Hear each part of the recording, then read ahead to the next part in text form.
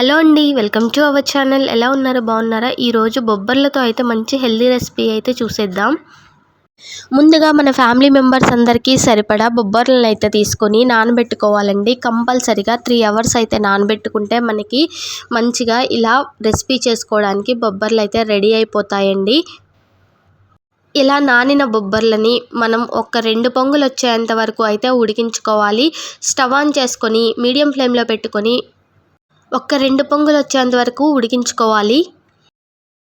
చూసారు కదా, ఇలా 2 పొంగులు వచ్చేంత వరకు బాయిల్ చేసుకొని స్టవ్ ఆఫ్ చేసుకొని దించేసుకోవాలి. ఎక్స్ట్రా వాటర్నంతా మనం ఫిల్టర్ చేసేసుకోవాలండి. ఇలా చేత్తో మెతిపి చూస్తే మనకి బొబ్బర్లు ఇలా మెత్తగా రావాలి, అంతవరకు బాయిల్ చేసుకోవాలన్నమాట. నానబెడితేనే అలా మంచిగా తొందరగా ఉడికిపోతాయండి. ఇప్పుడు స్టవ్ మీద పాన్ పెట్టుకుని పోపు అయితే వేసుకోవాలండి.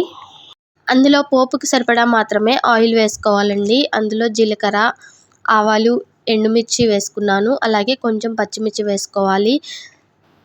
కొంచెం పసుపు వేసుకొని కొంచెం ఆనియన్స్ పొడవుగా కట్ చేసుకొని వేసుకుంటే బాగుంటాయండి. అందులోనే కొంచెం కరివేపాకు వేసుకొని కొంచెం తాలింపు ఫ్రై అయ్యేంత వరకు వేయించుకోవాలండి. వారంలో ఒక 2 సార్లైనా ఇలా బొబ్బర్లతో ఇలా హెల్దీ రెసిపీ చేసి మన ఫ్యామిలీ మెంబర్స్కి పెట్టామంటే ఫ్యామిలీ అంతా ఆరోగ్యంగా ఉంటామండి. చాలా హెల్దీ రెసిపీ, మీరు ఒకసారి ట్రై చేయండి, అస్సలు మిస్ చేయొద్దు. తాలింపు వేగిన తర్వాత ఇలా మనం ఉడకబెట్టుకున్న బొబ్బర్లన్నీ వేసి ఒక్కసారి అంతా కలిసేలాగా బాగా కలుపుకోవాలి. ఇవి ఎక్కువసేపు ఫ్రై అవ్వాల్సిన అవసరం లేదండి. ఇందులో టేస్ట్కి సరిపడా ఉప్పు, అలాగే కొంచెం కారం వేసుకోవాలండి. పచ్చిమిర్చి వేసుకున్నాం కాబట్టి కారం చూసి వేసుకోండి, కొంచెం తగ్గించి వేసుకోవాలి.